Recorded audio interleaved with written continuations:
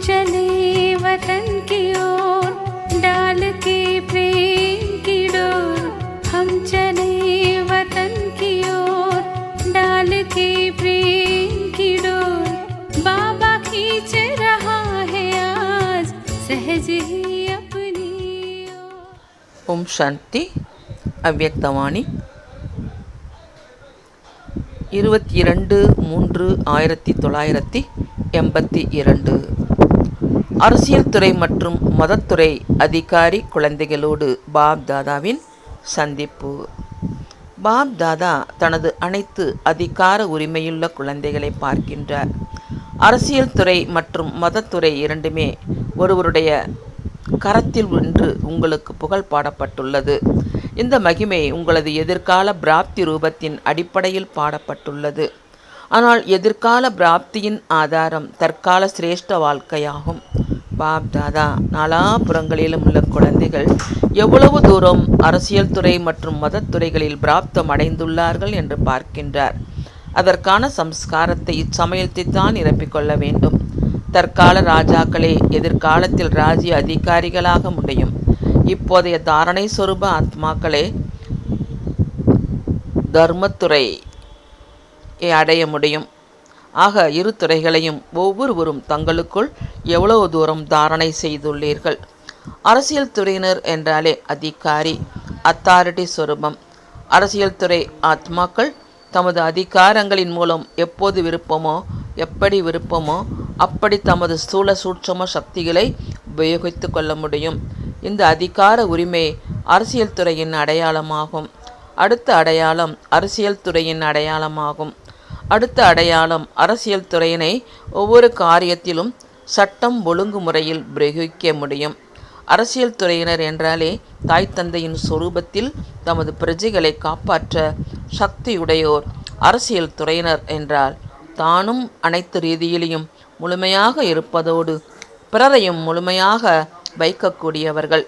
அரசியல் துறையினர் என்றாலே விசேஷமாய் அனைத்து பிராப்திகளும் இருக்கும். சுகம், சாந்தி, ஆனந்தம், அன்பு மற்றும் அனைத்து குணங்களாலும் நிரம்ப பெற்ற நிலை. தன்னையும் பிறரையும் நிரம்பிய நிலையில் வைத்திருத்தல். அரசியல் துறையினர் அதாவது அதிகார உரிமையுள்ள ஆத்மாக்களாக ஆகியுள்ளீர்களா? தாய் தந்தையை போன்று பாலனையின் விசேஷ அனுபவம் செய்கின்றீர்களா? எவ்வித ஆத்மாக்கள் சம்பந்தம் தொடர்பில் வந்தாலும் இவர்களே நமது முன்னோர்கள் என்ற அனுபவம் செய்ய வேண்டும். இந்த ஆத்மாக்களின் மூலமே வாழ்க்கையின் உண்மையான அன்பு மற்றும் வாழ்க்கையின் முன்னேற்றத்தின் சாதனத்தை அடைய முடியும்.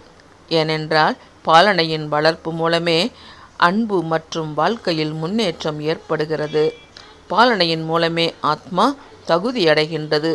சிறிய குழந்தை கூட பாலனையின் மூலம் தனது வாழ்க்கையின் நோக்கத்தை எட்டி விடுவதற்கு தைரியமுள்ளதாகி விடுகிறது. இப்படிப்பட்ட ஆன்மீக பாலனையின் மூலம் ஆத்மா பலமில்லாத நிலையிலிருந்து சக்தி சொரூபமாகி விடுகின்றது. தனது லட்சியத்தை வேகமாக அடைவதற்கு தைரியம் பெறுகின்றது. பாலனையில் சதா அன்புக்கடல் பாபாவின் மூலம் உண்மையான அளவில்லாத அன்பின் அனுபவத்தை பெறுகின்றது. இப்படிப்பட்ட அரசியல் துறையினரின் அடையாளங்களை உங்களுக்குள் அனுபவம் செய்கின்றீர்களா? அடிமைத்தனத்தின் சம்ஸ்காரம் மாற வேண்டும். அதிகார உரிமையின் சம்ஸ்காரம் அனுபவம் செய்கின்றீர்களா? அரசியல் துறையினரின் சம்ஸ்காரம் நிரம்பிவிட்டதா? அடையாளங்கள் இப்போது தென்படுமா அல்லது எதிர்காலத்திலா? அரசியல் துறையினரின் இன்னும் ஒரு விசேஷம் உள்ளது, அறிவீர்களா?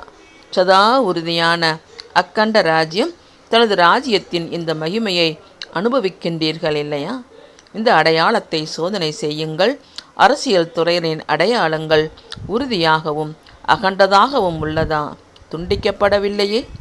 அவ்வப்போது அதிகாரி நிலை, அவ்வப்போது அடிமைத்தன்மை என்றால் அந்த ராஜ்யத்தை துண்டிக்கப்படாதது என கூற முடியுமா? இதிலிருந்தே நான் ராஜ்ய அதிகாரியா அல்லது ராஜ்யத்தின் உள்ளே இருப்பவரா என்று தனது பிராப்தம் என்ன என்று அறிய முடியும்.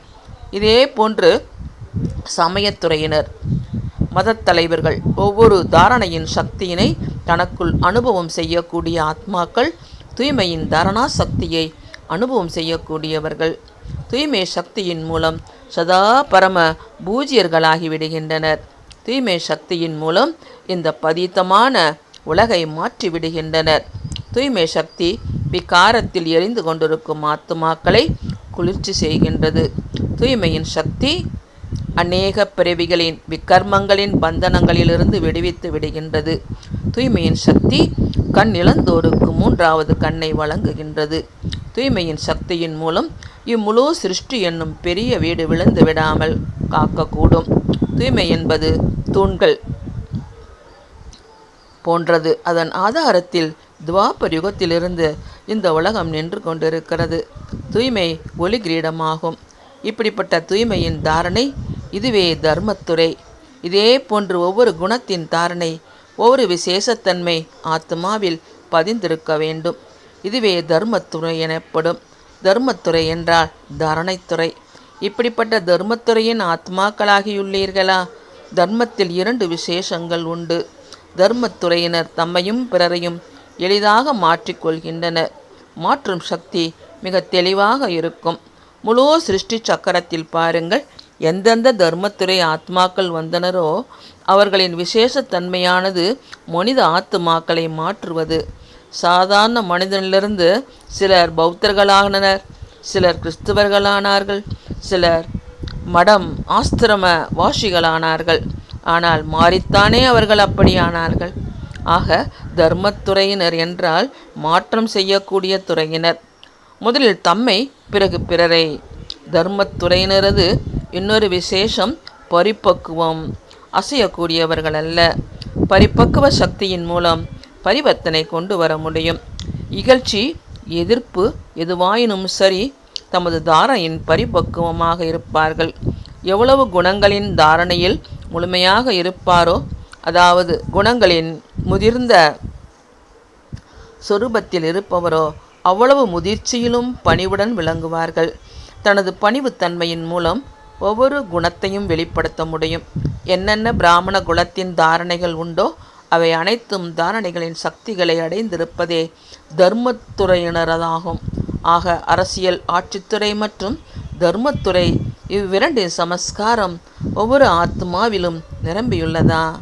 இரண்டிலும் சமநிலை உள்ளதா என்று பாப்தாதா அனைத்து குழந்தைகளும் எதுவரை அரசாட்சி துறையினரையும் தர்மத்துறையினரையும் ஆகியுள்ளனர்கள் என்று சார்ட்டை பார்க்கின்றார். வரிசை கிரமமாக இருப்பவரா அல்லது அனைவருமே சமநிலையில் உள்ளார்களா? எனது நம்பர் என்ன என்பதை அறிய முடியுமா? இங்கு அனைவருமே ராஜாக்கள் தானே அமர்ந்துள்ளீர்கள் இல்லையா? பிரஜைகள் உருவாக்குபவர்கள் தானே. நீங்கள் பிரஜைகள் அல்லவே? ஆக அனைவரும் தம்மை இப்படிப்பட்ட அரசியல் துறையினர் மற்றும் தர்மத்துணையின் அதிகாரி ஆகியுள்ளனர். ராஜ்யத்தின் அடையாளங்கள் என்ன என்பது புரிந்ததா? இப்படிப்பட்ட ராஜ்யத்துறையினர் மற்றும் தர்மத்துறையினரின் அதிகாரி சதா தான் முழுமையடைந்து பிறரையும் முழுமையடைவிக்கக்கூடிய பரிவர்த்தனை சக்தியின் மூலம் சுய மாற்றம், உலக மாற்றம் செய்யக்கூடிய சிரேஷ்ட ஆத்மாக்கள், முழு கல்பத்திலும் மகிமையும் பூஜையும் பெறக்கூடிய பவித்திர ஆத்மாக்கள், சதா தனது பவித்திரதா குணத்தின் மூலம் அனைவரையும் குணவான் ஆக்கக்கூடிய குணமூரத் பாப் தாதாவின் அன்பு ஆத்மாக்களுக்கு நினைவுகளும் நமஸ்காரமும். வரதானம். சர்வ சம்பந்தத்தின் மூலம் பிரபுவின் மீதான அன்பு என்னும் பிரவிற்த்தியை, அதாவது இல்லறத்தை நன்கு கொண்டு செல்வதிலேயே பிஸியாக இருக்கும் மாயாஜீத் ஆகுங்கள். எக்குழந்தைகள் ஒரே பாபாவிடம் அனைத்து உறவுகளையும் சீராக்கி கொண்டு செல்கின்றார்களோ அவர்கள் மாயாஜீத் ஆகின்றனர்.